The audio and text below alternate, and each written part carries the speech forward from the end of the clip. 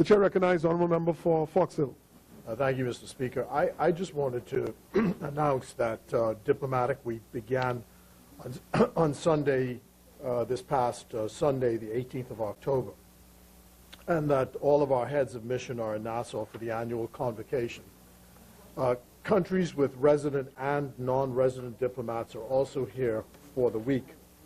I'm inviting all members of the House to come to this evening's opening reception, which is at 7 p.m. at the National Art Gallery. The gathering for the week is designed to let both our domestic and international audiences know what our position is in the international community, and so I hope that all members are able to make it. Secondly, I want to comment on a number of stories that have appeared in the press from the Grand Bahama Human Rights Association spokesman.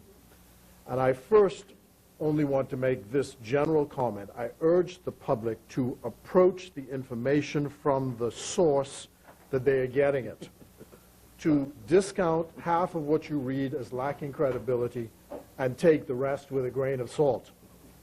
The source is well known for exaggerations. Now, I intend to speak to the Jamaican foreign minister shortly with regard to allegations made in the press by one of his citizens about treatment in Nassau's jail and its detention facility. Those allegations, it seems, were also made in the courts, and I shall try to keep the public informed of the facts as we find them to be.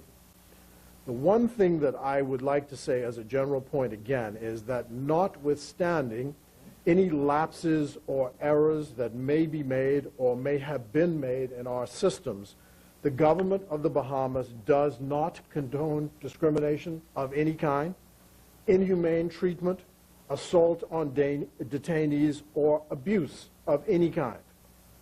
There are systems in place, as we have seen, to deal with matters which require redress.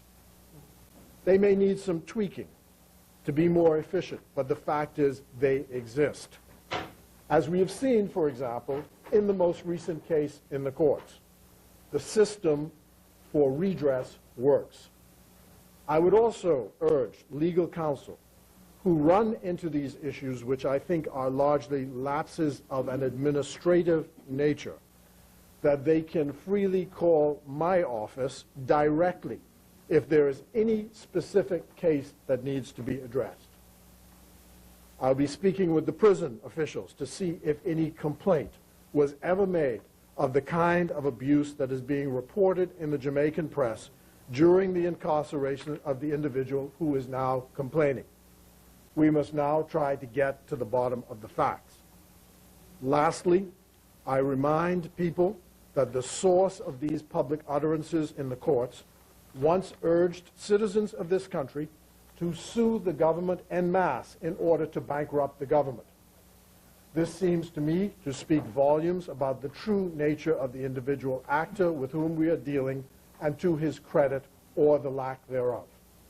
I again thank the people of the Bahamas for their support of the policies on immigration, and I promise to keep the House informed.